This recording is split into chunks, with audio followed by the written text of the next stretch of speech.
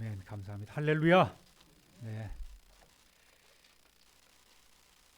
지난주 우리는 머뭇거리면 시험에 빠집니다라는 제목으로 애굽으로 가진 않았지만 그렇다고 해서 가나안 땅으로도 돌아가지 않고 가나안 땅에 아직 기근이 있으므로 조금 더 그 아래 머물면서 눈치를 보고 있는 이삭의 모습. 그러다가 자기 아내를 누이라고 속이고 들통나서 망신까지 당했던 이삭의 모습을 우리가 살펴보았습니다.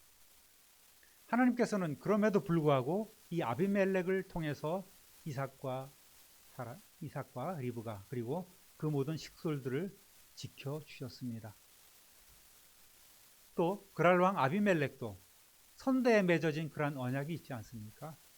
그러니까 당장 쫓아내지 못하고 어떻게 하면 저 사람도 우리가 좀 흡수하고 동화해서 좀 도움이 될 수 있을까 이렇게 생각하면서 쫓아내지 않고 가만히 지켜보고 있습니다. 이렇게 하나님께서 언약의 백성인 이삭에게 은혜를 베푸시지만 그 땅에 이삭이 계속 머물러 있으니까 하나님도 불편하신 거예요. 그럼에도 불구하고 오늘 첫 번째 제목처럼 하나님께서는 계속 복을 주십니다. 창세기 오늘 본문 12절부터 14절 상반절까지 읽어보겠습니다. 이삭이 그 땅에서 농사하여 그 해에 100배나 얻었고 여호와께서 복을 주심으로 그 사람이 창대하고 왕성하여 마침내 거부가 되어 양과 소가 떼를 이루고 종이 심이 많으므로 이삭은 애굽으로 행하지 않았지만 가나안 땅으로 가는 것도 주저하고 있는 거예요. 여기 그 이유가 나오고 있습니다. 아브라함이나 이삭은 짐승떼를 이렇게 치는 목축을 주업으로 삼는 유목민입니다. 그래서 풀이 풍성한 곳으로 늘 이곳저곳으로 옮기는 사람들이죠. 그런데 도시가 형성되어 있는 그랄에 오래 머물면서 편하기도 하고 또 양치는 거야 종들 시키면 되는 것이고 이것저것 둘러다 보니까 땅도 나름 비옥하고 이곳 사람들이 주로 농사를 짓는단 말입니다. 나도 농사를 한번 져볼까. 그러고 나서 농사 짓기 좋은 환경임을 알고 농사를 시작한 거예요. 이왕 이곳에서 지날 거 나도 농사 져보자. 그래서 땅을 일구고 그때는 오늘처럼 이렇게 구획이 정리돼서 논밭이 있는 것 아니니까 조금만 나가면은 그저 들판 아니겠습니까? 개간을 해서 땅을 일구고 밭을 만들어서 그것에 씨를 뿌리고 또 길러보는 거예요. 그곳에 정착해서 농사법도 잘 알지 못하고 농사 초보 아니겠습니까? 농사하는 생활도 익숙하지 않고 그 땅의 토질도 파악하지 못했으니까 어떻게 해야지 열매가 잘 맺히는지도 모르는 거예요. 그럼에도 불구하고 이삭은 하나님 앞에 지혜를 구하면서 열심히 땅을 흘려 농사를 졌던 것입니다. 그 결과 어떻게 됐습니까? 농사를 시작한 그 해 완전 초보인데도 불구하고 초보 농사인데도 불구하고 100배나 얻었습니다. 100배라는 것은 최대의 수확을 의미하는 숫자 아니겠습니까? 그러니까 씨앗을 하나 뿌렸을 때에 계산적으로 나오는 최대의 수확을 얻은 것입니다. 놀랄 일이죠. 이것은 실제적으로 얼마만큼이냐? 노련한 그 땅의 농부들이, 원주민들이 농사를 지은 것보다 최소한 서너 배 이상의 수확을 거둔 것입니다. 완전 초짜가요. 한 해만 우연히 잘 됐을까요? 아니에요. 이 그랄 지역에 15년 정도 이삭이 머문 것으로 파악이 되는데 그동안 몇 해는 안 했겠죠. 농사하는 것마다 얼마나 농사가 잘 되고 거기다가 짐승들도 말이죠. 눈만 마주치면 새끼를 베는 거예요. 큰 부자가 됐는데 거부가 되었는데 성경은 큰 부자가 되었다고 기록하고 있습니다. 무슨 부자요? 큰 부자가 된 거예요.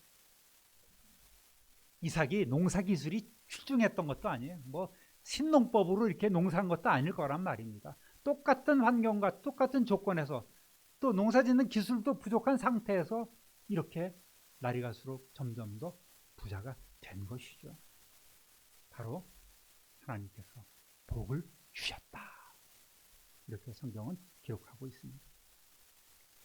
언젠가 제가 아는 목사님이 이제 은퇴해서 시골로 내려갔어요. 그래서 텃밭도 이렇게 꾸미는데 농사 지은 거라고 고구마를 한 박스 보내주셨더라고요. 딱 열어보니까 고구마 하나가 애기 머리만한 거예요. 얼마나 크고 얼마나 단단하고 잘 열렸는지 썩은 데도 없어요. 그러니까 한 서너 개 들어가니까 한 박스가 꽉 찬 거예요. 놀라서 전화를 했지 않습니까? 아유, 어떻게 이렇게 초보인데 농사를 이렇게 잘 지셨냐고. 그랬더니 비결이 있다는 거예요. 뭐예요? 물었죠. 자기가 씨를 뿌리고 기르면서 아침마다 나갈 때마다 그 땅에다가 그 작물에다가 축복을 했다는 거예요. 하나님 이름으로 축복했다는 거예요. 하나님, 이 땅이 복받게 하시고 이 작물들이 복받게 하시고 고구마가 복받게 하시고 감자가 복받게 하시고 계속해서 그렇게 아침마다 나가서 그렇게 복을 빌어줬다. 그러니까 이렇게 큰 좋은 수확물을 얻었다고 말씀하십니다. 띵 했잖아요. 뭔가 얻어맞았잖아요. 축복이라는 게 이렇게 놀라운 것이구나. 여러분 축복 아꼈다 어디다 쓰시려고요? 밥에 잡수시려고요? 입을 열 때마다 남에게 복을 빌어주는 그런 성도 되시기를 주님의 이름으로 축원합니다.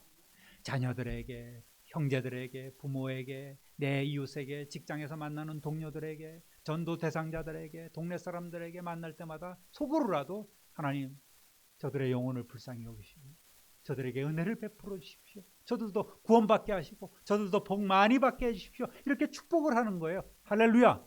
빌축자, 복복자, 복을 빌어주는 것입니다. 그러면은 잘 되는 거예요. 그 사람들이 안 되더라도 그 복은 내게로 돌아오게 되는 거예요. 복은 돌아오는 거야 그러지 않습니까? 복은 뭐예요? 돌아오는 거예요. 그 복이 내 것이 되는 줄 믿으시기를 주님의 이름으로 부탁드립니다. 그래서 깨달은 게 있잖아요. 사람이든 식물이든 짐승이든 간에 복을 빌면 하나님이 만드신 모든 피조물들은 주님의 이름으로 축복하면 잘 되는구나. 할렐루야. 늘 축복하시고 늘 복된 말씀을 하시고 늘 복을 빌어주시기를 다시 한번 주님의 이름으로 부탁드립니다. 하나님께서 이렇게 복을 주시니까 안 해봤던 일도 잘 되고 할렐루야. 손대는 일도 잘 되고 못했던 일도 다 잘 풀리게 돼 있는 거예요. 오직 하나님의 명령을 온전히 받들지 못하고 이삭이 수시로 연약함을 드러내고 있음에도 불구하고 하나님께서는 언약의 자식인 이 이삭을 늘 기억하시면서 그가 가는 곳마다 복을 주시고 은혜를 베풀어 주시는 것입니다. 농사만 잘 됩니까? 하는 것마다 목축도 잘 돼. 짐승 때도 마구마구 번식해서 엄청나게 부자가 되는 거예요. 일손이 부족하니까 사람도 많이 고용합니다. 종들도 많이 고용하는 거예요. 이 종들이 많다는 것은 집에서 일할 일꾼들이 많다는 의미도 있지만 유사시에는 말이죠. 이 종들은 가병이 되는 거예요. 무장을 하고 주인의 가족과 주인의 재산을 생명과 재산을 지키기 위해서 무장을 하고 전쟁터에도 나가는 일도 많다는 것입니다. 여러분이 잘 알고 있죠? 아브라함도 어때요? 북쪽 연합군 그돌라오메를 중심으로 해서 남쪽으로 쳐들어와서 롯과 그 모든 식솔들을 다 잡아서 포로로 끌고 갔을 때에 집에서 길리온 318명의 가병들을 데리고 쫓아가서 그들을 격파하고 도로 찾아오지 않습니까? 그러니까 종들이 많다는 것은 이 힘도 무력도 그만큼 있다는 걸 얘기를 하는 거예요. 이삭이 손을 대기만 하면 뭐든지 잘 돼서 진짜 부자가 되고 마침내 큰 부자가 되었다고 했습니다. 부자라면, 큰 부자라면 어느 정도 재산을 갖고 있는지 모르겠어요. 저는 큰 부자라는 게 마음에 와닿지 않습니까? 그래서 아침에 일부 때 나온 권사님에게 물어봤어요. 권사님, 어느 정도 해야지 큰 부자입니까? 제 생각에는 10억 정도면 되겠습니까? 10억이 무슨 큰 부자냐고. 100억은 돼야 된다고 이렇게 말씀하십니다. 100억이 큰 부자인지 아닌지, 자, 가늠은 제가 가져보지는 않아서 가늠은 안 되고 있습니다. 어쨌든 큰 부자가 되었다. 그 지역 사람들이 감당하지 못할 정도의 큰 부자가 되었다는 거예요. 당시로서는 상상을 초월하는 그런 재물을 거두어 드린 것이겠죠. 아버지 아브라함보다 더 큰 거부가 된 것입니다. 저와 여러분도 온 세상을 다스리시며 다 소유하고 계신 하나님 아버지, 우리는 그 아버지의 자녀들입니다. 할렐루야. 우리 아버지가 부자라는 거예요. 김웅조 목사님이 경성 성사학원 신학교 다닐 때 일본말을 또 잘하니까 일본 전도대로 이렇게 뽑혀서 갔던 일이 있었던 것 같습니다. 그곳에서 제일 많이 했던 것이 우리 아버지는 부자입니다. 사람들이 호기심을 갖고 그렇게 부자냐고 물었다는 거예요. 하늘에 계신 우리 아버지는 부자십니다. 그렇게 전도를 했다는 거예요. 여러분, 여러분의 아버지는 이 세상 그 무엇보다 이 세상을 다 가지신, 온 우주 만물을 다 가지신 큰 부자이심을 믿으시기를 주님의 이름으로 축복합니다. 그 아버지로부터 기업을 받아야 되는 거예요. 유산을 물려받는 저와 여러분 되시기를 주님의 이름으로 축복합니다. 할렐루야. 그래서 우리는 복 주시기를 원하시는 하나님께 늘 기도하며 또 예배하며 진실함으로 나아가며 또 늘 지혜를 구하시고 형통하는 삶을 살아야 되는 거예요. 그러한 성도 되시기를 다시 한번 우리 주님의 이름으로 축원합니다. 두 번째 제목 따라합니다. 세상은 성도의 복을 시기합니다. 14절 하반절부터 16절까지 보니까 블레셋 사람이 그를 시기하여 그 아버지 아브라함 때에 그 아버지의 종들이 판 모든 우물을 막고 흙으로 메웠더라. 아비멜렉이 이삭에게 이르되 네가 우리보다 크게 강성한즉 우리를 떠나라. 성도 여러분, 부자라는 것이 단순히 재물이 많다는 것을 의미하는 것이 아닙니다. 뭐예요? 세력, 이웃에 끼칠 수 있는 영향력을 갖는다는 거예요. 그가 움직이면 다른 사람들이 눈치를 보고, 그가 움직이면 다른 사람들이 움직이고 하는 이러한 영향력이 있다는 것입니다. 회장이 한 번 뜨면 어떻습니까?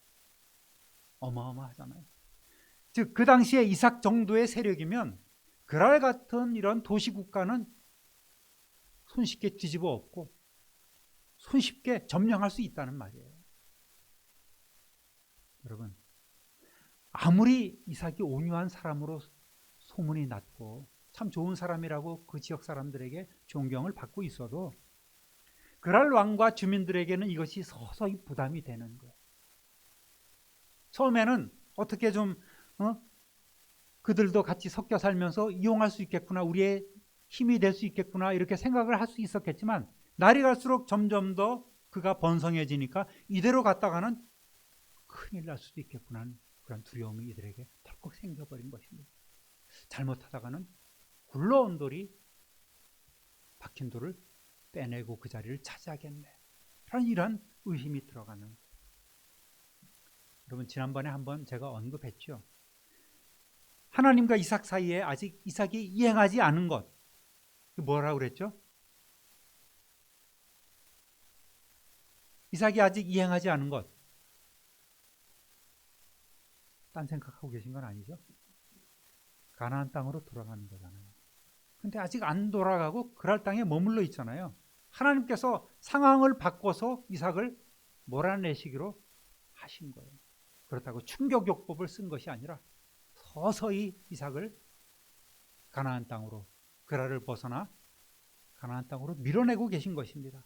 먼저 그렇게 망신을 당하고도 눌러 앉아있는 이삭을 먼저 원주민들을 통해서 그를 배척하게 하시는 거예요. 적대시하게 하신 것입니다. 지금 이삭이 사용하고 있는 우물은 아버지 아브라함이 과거에 그랄에 머물 때에 팠던 우물들입니다. 그런데 이 우물들을 막고 그랄 사람들이 흙으로 자꾸 다 메워버리는 거예요. 그리고 자기들의 물도 나누어 주지 않습니다. 이거는 뭐예요? 나가라는 통보이고 또 여차하면 한번 해보자는 거예요. 무력으로라도 이삭 세력을 여기서 몰아내겠다는 그런 의지가 담겨 있는 것 아니겠습니까? 이제는 농사는 물론이고 짐승 때 먹일 물마저 구하기 어려운 상황이 되어버렸습니다. 그랄 왕 아비멜렉에게 항의를 할 수밖에 없죠. 그러니까 아비멜렉이 냉정하게 선을 딱 긋는 거예요. 이 땅에서 떠나시오. 이제 당신은 우리보다 훨씬 강하오. 속내를 딱 드러낸 거예요. 부담이 돼서 같이 여기서 살지 못하겠으니 이 땅을 떠나라는 것입니다. 점점 커가는 이삭의 세력이 두려운 거예요. 무엇보다도 더 두려운 거는 이삭이 하는 것마다 다 잘 되니까 이삭이 믿는 그 여호와라는 신이 더 두려워지는 것입니다. 야, 이러다가는 큰일 나겠다. 이 선에서 이삭을 내보내야 되겠다고 결심을 한 거예요. 하나님이 일하기 시작한 것입니다. 17절 18절 읽습니다. 이삭이 그곳을 떠나 그랄 골짜기에 장막을 치고 거기 거류하며 그 아버지 아브라함 때에 팠던 우물들을 다시 팠으니 이는 아브라함이 죽은 후에 블레셋 사람이 그 우물들을 메웠음이라. 이삭이 그 우물들의 이름을 그의 아버지가 부르던 이름으로 불렀더라. 그런데 어렵시오. 이삭의 모습을 한번 보십시오. 이삭이 속으로 열불이 났겠죠. 왜? 멀쩡하게 잘 살고 있고 또 자기가 소유권을 주장할 만한 그 우물들인데 그걸 다 메워버리고 쫓아내버리니까 화가 나기도 했지만 이삭은 워낙 온유한 사람이고 다툼을 싫어합니다. 화평을 원하기 때문에 이삭은 블레셋 사람들과 그 다툼이 싫어서 그가 살던 집도 버리고 또 땅도 버리고 농사를 접고 그랄 그 지역을 떠나긴 했는데 기껏 이동한 것이 불과 몇십 리 되지 않는 그랄 골짜기로 이동해 간 거예요. 그러니까 그 땅이 아직은 좋은 거예요. 저들의 좀 눈을 피해서 조금 멀리 가긴 했지만 그래도 그 그랄 경내에 아직 머물러 있는 것입니다. 또 하나님이 어떻게 이를 처리하나 보겠습니다. 세 번째 제목 따라합니다. 고난도 복이 됩니다. 이삭은 이곳에서 자리를 잡고 우물을 다시 파고 그곳에서 정착하려 하는 거예요. 19절에서 22절까지 이삭의 종들이 골짜기를 파서 샘 근원을 얻었더니 그랄 목자들이 이삭의 목자와 다투어 이르되 이 물은 우리의 것이라 하매 이삭이 그 다툼으로 말미암아 그 우물 이름을 에색이라 하였으며 또 다른 우물을 팠더니 그들이 또 다툼으로 그 이름을 신나라 하였으며 이삭이 거기에서 옮겨 다른 우물을 팠더니 그들이 다투지 아니하였으므로 그 이름을 르호봇이라 하여 이르되 이제는 여호와께서 우리를 위하여 넓게 하셨으니 이 땅에서 우리가 번성하리로다 하였더라. 아멘. 그 변두리에 나가서 정착해서 살만하니까 근데 가는 곳마다 그랄 목자들이 쫓아와서 시비를 거는 거예요. 우물 이름이 당시 상황을 잘 대변해 주고 있습니다. 이삭이 가는 곳마다 샘을 팠는데 샘을 잘 파는 사람 아니겠습니까? 기술자란 말입니다. 적어도 이 목축하는 사람들은 샘물이 콸콸 나오는데 조금 정착할 만하면 그럴 목자들이 와서 시비를 걸고 그걸 뺏어가는 거예요. 그 우물 이름에 그들의 상황이 다 들어있는 것입니다. 첫 번째 우물이 에색. 이거는 다투었다 라고 쓰고 그래서 빼앗겼다라는 말입니다. 다퉜는데 빼앗겼어. 에이, 더럽고 치사하지만 딴 데로 가자고 또 옮겨가는 거예요. 우물을 팠는데 신나야. 신나. 그 이름의 뜻이 뭔지 아십니까? 우리를 대적했다는 거예요. 그래서 우리를 대적했다고 쓰고 뭐라고 읽어요? 그래서 강탈당했다. 아까는 뺏겼는데 지금은 강탈당한. 거의 완력을 써서 그냥 뺏긴 거예요. 에이, 또 가자. 군소리 없이 또 옮기는 거예요. 르호봇, 여기는 장소가 넓다. 이제 좀 살만하다. 그런 뜻이죠. 때로 성도가 형통하면 세상 사람들에게 시기 질투를 받을 때가 있습니다. 악하게 우리를 대적합니다. 이때 불평하고 똑같이 맞서고 원망하고, 아, 이놈의 자식들 누가 가만히 있으니까 가마떼기로 보이나 하고 한번 팔 걷어붙이고 싸울 수도 있어요. 그만한 힘이 왜 없었겠습니까? 이삭이 그만한 힘 정도는 있는 거예요. 그러면 어떻게 되겠습니까? 싸움이 싸움을 불러옵니다. 목자들끼리 다투다가 다른 목자들이 불러오고 이쪽에서 따라가고 급기야는 군대가 동원되는 전쟁이 일어날 수 있단 말입니다. 이거를 이삭은 깨닫고 있었던 거예요. 이것이 하나님의 뜻이 아니구나. 하나님이 나를 자꾸만 어디론가 몰아가시는구나를 비로소 깨닫게 되고, 그래서 양보하고 또 다른 곳으로 가게 된 것이죠. 그러다 보니까 어디까지 갔어요? 브엘세바 경내까지 들어가게 된 거예요. 하나님이 그렇게 몰아내신 것입니다. 저도 뭐 별명이 김온유 아니겠습니까? 그런데 이러한 상황이 되면 저는 못 참을 것 같아요. 한번 지렁이도 밟으면 꿈틀한다고 하는데 한번 싸우고 말지. 여러분, 블레셋 사람들에게 진짜 겁이 나는 것이 무엇인지 아십니까? 아까도 말씀드렸지만 자기들이 그렇게 핍박하고 빼앗고 쫓아내도 이삭은 힘이 있음에도 불구하고 슬그머니 자꾸만 물러나는 거예요. 그런데 더 잘 되는 것입니다. 더 형통한 거예요. 더 힘이 있는 것입니다. 그들은 이삭을 통해서 역사하시는 하나님을 정말 두려워하게 된 것이에요. 여러분, 그 하나님이 저와 여러분의 하나님이 되신 줄 믿으시기를 주님의 이름으로 축원합니다. 그래서 이들은 더 이상 쫓는 것을 포기해 버립니다. 성도 여러분, 여기에 하나님의 은혜와 섭리가 있는 거예요. 정말 자기들이 그렇게 핍박하고 빼앗고 쫓아내도 이삭은 힘이 있음에도 불구하고 양보한 그 이유가 무엇이었겠습니까?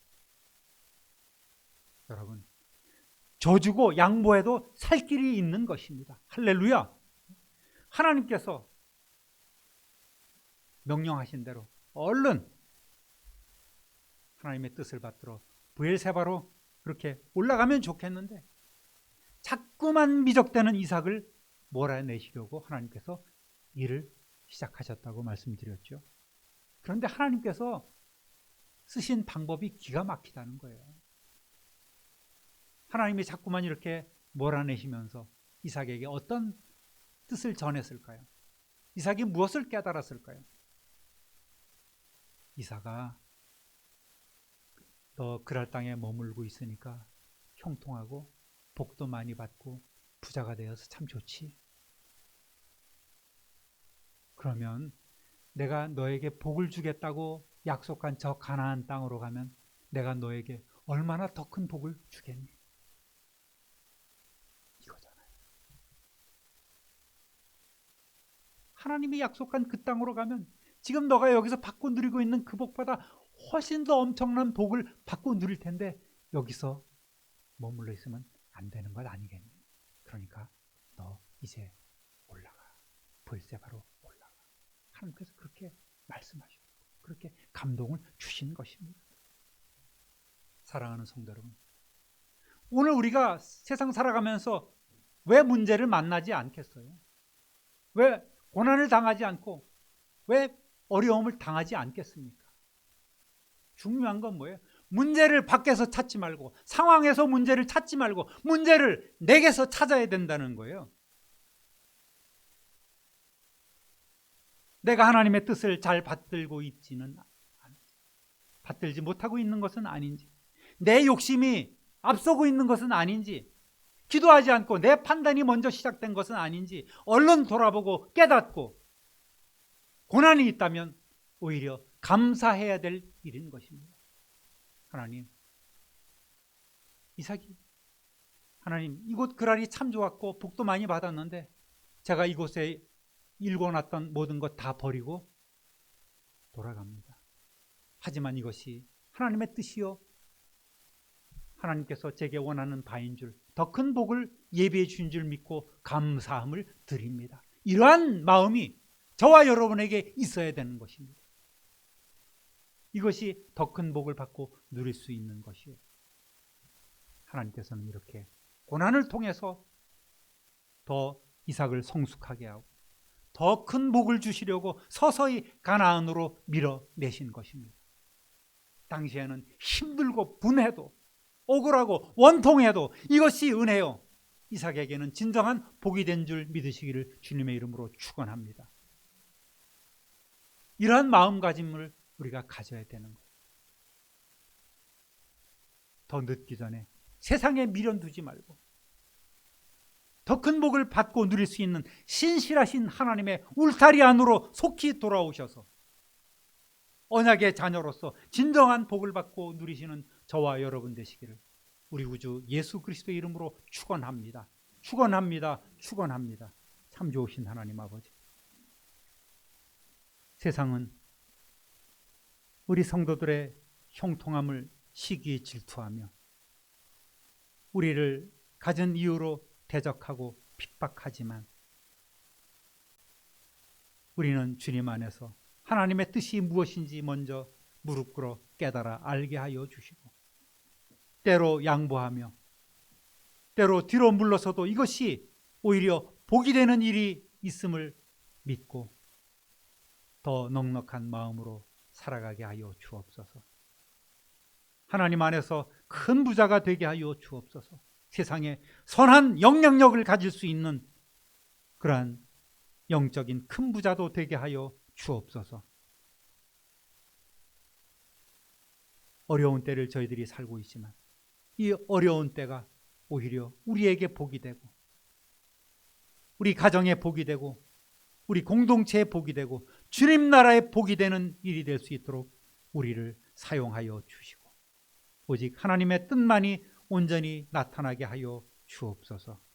감사와 찬송과 영광을 하나님께 돌리오 우리 구주 예수 그리스도의 이름으로 축복하며 기도 올리옵나이다. 아멘.